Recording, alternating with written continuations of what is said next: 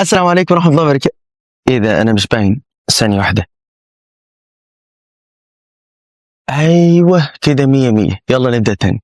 السلام عليكم ورحمة الله وبركاته، واهلا وسهلا بكم في حديث جديد من احاديث تهمك. بسم الله. اللي حصل قدام حضراتكم ده هو بالظبط اللي رمضان عمله فينا. قبل رمضان احنا كنا عايشين بنروح وبنيجي وبنصلي وبنشتغل، بس الصورة كانت مغلوشة، الدنيا كانت زحمة جوه قلوبنا لدرجة اننا ما كناش شايفين نعم ربنا وهي حوالينا في كل حتة. تراب المعاصي على شوية غبار من شيل الهم على بقع التعلق بالدنيا، كل ده خلى العدسة اللي هي قلبك مطفية. رمضان جه يا جماعة وعمل حاجة غريبة جدا، ما جاش بس علشان يجوعنا، ده جاوا معاه منديل الرحمة علشان يمسح العدسة دي. مع كل سجدة في التراويح كانت في مسح، مع كل صفحة قرآن كانت في حتة بتنضف، ومع كل دمعة نزلت وانت وبتدعي العدسة رجعت تلمع تاني. وفجأة لقيت نفسك بقيت بتشوف الصلاة راحة مش تعب، والذكر ونس مش واجب تقيل. وده لأن المشكلة ما كانتش في الطريق، المشكلة كانت في العدسة. ولما العدسة اللي هي قلبك نطفت، شفت انه الطريق للجنة بقي سهل وواضح قدام عينك، وشفت انه القرب من ربنا هو الحاجة الوحيدة اللي بجد بتخلي الصورة 100%. المشكلة بقى مش في العدسة وهي نظيفة، المشكلة في اللحظة اللي بنحس فيها ان المنديل اللي كان بيمسحها اللي هو رمضان خلاص مشي وسابنا نواجه غبار الدنيا لوحدنا. عارف الشعور اللي بيجينا اول يوم بعد العيد؟ شعور غريب جدا، كوكتيل مشاعر ملوش كتالوج.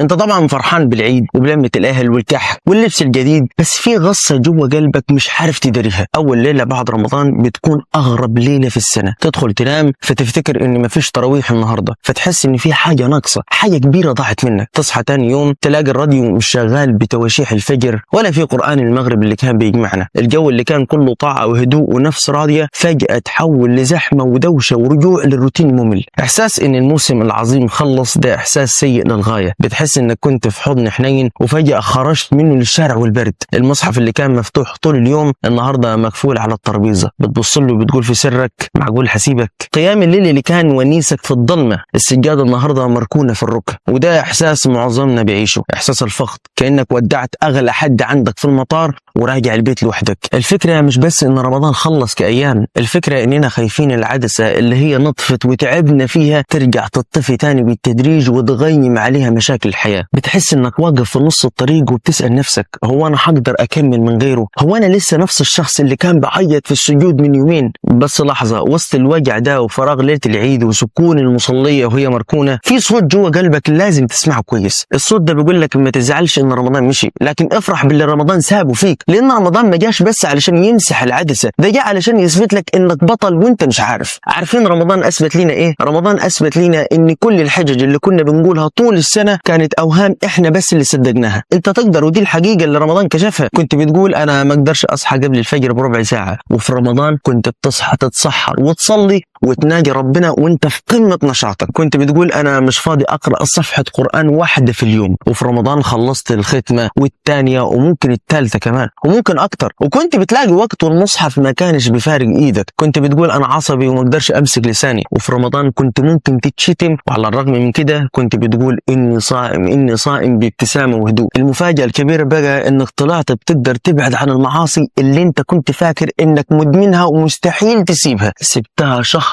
كامل. طلعت بتقدر تتحكم في عينك وفي لسانك وفي بطنك وفي وقتك. الفكرة وما فيها ان رمضان اثبت لنا ان المشكلة عمرها ما كانت في القدرة، احنا قدرتنا جبارة بفضل الله. المشكلة طول السنة كانت في الإرادة. رمضان جه علشان يقول لك يلا يا بطل، انت اهو، انت اللي كنت واقف بتصلي ساعة في التراويح وما تعبتش، انت اللي كنت بتدمع من خشية الله، انت اللي كنت بتطلع صدقة وانت محتاج، انت النسخة السوبر من نفسك. والنسخة دي ما ماتتش بمجرد ما العيد جه، النسخة دي لسه جواك ومستنية بس انك تصدق انك تقدر تكمل. طيب بعد ما عرفت انك بطل وانك تقدر وان المشكلة كانت بس في ارادتك، تفتكر كده الحكاية خلصت؟ للأسف لا، في فخ كبير منصوب ليك اول ما العيد بيخلص، فخ ممكن يهد كل اللي بنيته في شهر كامل بجملة واحدة بس بتقولها وانت مش واخد بالك. عقلك يهمس لك ويقول لك خلاص رمضان خلص نرجع بقى لحياتنا الطبيعية. الجملة دي هي السم اللي بيدمر كل اللي عملته. عارف ليه؟ لانك لما بتقول نرجع لحياتنا الطبيعية انت كأنك بتقول ان الصلاة والقرآن والقرب من ربنا حالة مش طبيعية، كأنك بتقول ان الادب مع الله كان تمثيليه وخلصت، وان الاصل في حياتنا هو البعد عنه. تخيل معايا كده واحد تعب شهر كامل بيبني قصر طوبه طوبه ودهانات وديكورات، وفي اخر يوم مسك شاكوش وهات كل اللي بناه علشان نرجع ننام في خيمه في الصحراء تاني. ده بالظبط اللي بتعمله لما بتقول رمضان خلص. اخطر جمله ممكن تطلع من لسانك، خلاص رمضان خلص، معناها ان العباده عندك كانت موسم مش حياه، معناها انك كنت بتعبد رمضان وما كنتش بتعبد رب رمضان. اللحظه دي هي اللي بيضيع فيها كل التعب. لما ترجع تنام عن الفجر وتقول ما خلاص بقى ما فيش سحور، لما ترجع تهجر المصحف وتقول انا ختمت في رمضان وكتر خيري، لما ترجع للذنوب اللي سبتها وتقول ادينا بنفك عن نفسنا شويه. يا صاحبي اللي عملته في رمضان كان بناء لشخصيتك الجديده، مش رحله وخلصت ورجعنا منها. اوعى تهدم القصر اللي بنيته، اوعى تضيع تعب 30 يوم صيام وقيام بكلمه خلاص خلصنا. رمضان كان محطه تموين لقلبك علشان يكمل باقي السنه، مش جراج تركن فيه روحك وتطلعها السنه اللي جايه. علشان كده قبل ما نرجع لدوامه الساقيه اللي ما بتخلصش، وقبل ما ننسى اللي عشناه في التراويح، لازم نقف مع نفسنا وقفه حق.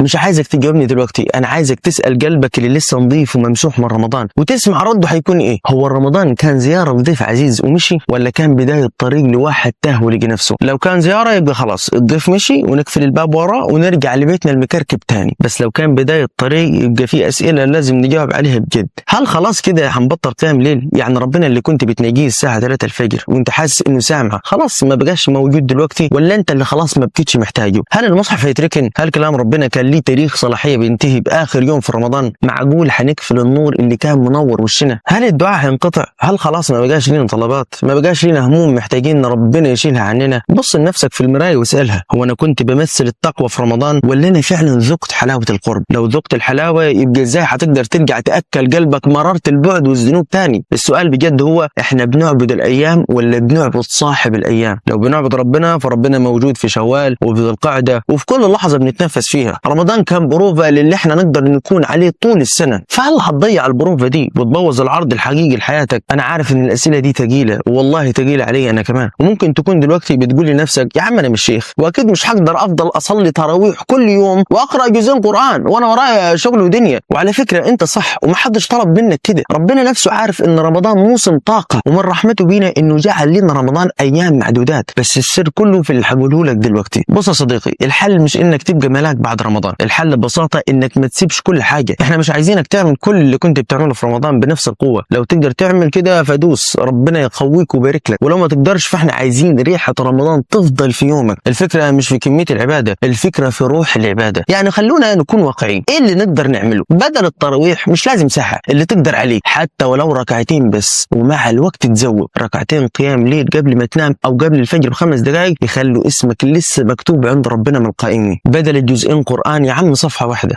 واحده بس في اليوم، ومع الوقت تزود. المهم ان المصحف ما يتغطاش بالتراب، والمهم ان عينك تلمس كلام ربنا كل 24 ساعه. بدل الصدقه كل يوم خليها صدقه كل اسبوع، لو حتى مبلغ بسيط جدا او سندوتش لواحد غلبان. المهم انك تفضل جواد وبتحس بالناس. الاستغفار وانت في المواصلات، وانت بتغسل المواعين، وانت راجع من الشغل، استغفار يومي يحافظ على نظافه العدسه اللي مسحناها في رمضان. الفكره يا جماعه ان قليل دائم احب الى الله من كثير عملناه في شهر وقطعناه باقي السنه. حافظ على خيط رفيع بينك وبين ربنا، اوعى الخيط ده يتقطع. لو وقعت في ذنب ارجع، لو كسلت يوم قوم ثاني يوم. المهم انك ما تقفلش الباب اللي رمضان فتحه، خليه موارب، خليه بنور حياتك حتى ولو بنور هادي، المهم انه ما يطفيش. شفت الموضوع بسيط ازاي؟ ركعتين، صفحه قران، ذكر بسيط، حاجات صغيره بس مفعولها زي السحر. لان الهدف مش انك تعجز نفسك، الهدف انك تفضل شايف، تفضل محافظ على النور اللي ملا قلبك. وفي الاخر عايز ارجعك تاني للمشهد اللي بدأنا بيه. رمضان جه ومسح الحدثه، نظف قلبك، وضح رؤيتك، وخلاك تشوف الدنيا على حقتها وتشوف نفسك وانت قريب من ربنا. فخدي بالك وخلي بالك، ما تسيبش الدنيا بزحمتها وترابها وذنوبها ووجعها يوسخوا العدسه دي تاني. ما تسمحش الغبار الايام يطفي النور اللي تعبت فيه 30 يوم علشان توصل له. اهم حاجه بعد رمضان مش انك ختمت كام مره ولا صليت كام ركعه، اهم حاجه بجد انك ما تبقاش نفس الشخص اللي دخل رمضان. لو لسه بتعامل الناس بنفس القسوه، ولسه بتهجر المصحف بنفس الهجر، ولسه قلبك مليان نفس السواد، يبقى والله لازم تراجع نفسك. اسمع الجمله دي وافهمها كويس جدا، لو خرجت من رمضان بنفس القلب اللي دخلت بيه يبقى المشكله عمرها ما كانت في رمضان ولا في الشياطين اللي كانت مسلسله، المشكله الحقيقيه كانت فينا احنا. رمضان كان الفرصه والعدسه دلوقتي بين ايدك نظيفه وبتلمع، يا ترى هتحافظ عليها ولا هترجع تغمي عينك تاني؟ كل عام وانتم بخير، دمتم في امان الله، والسلام عليكم.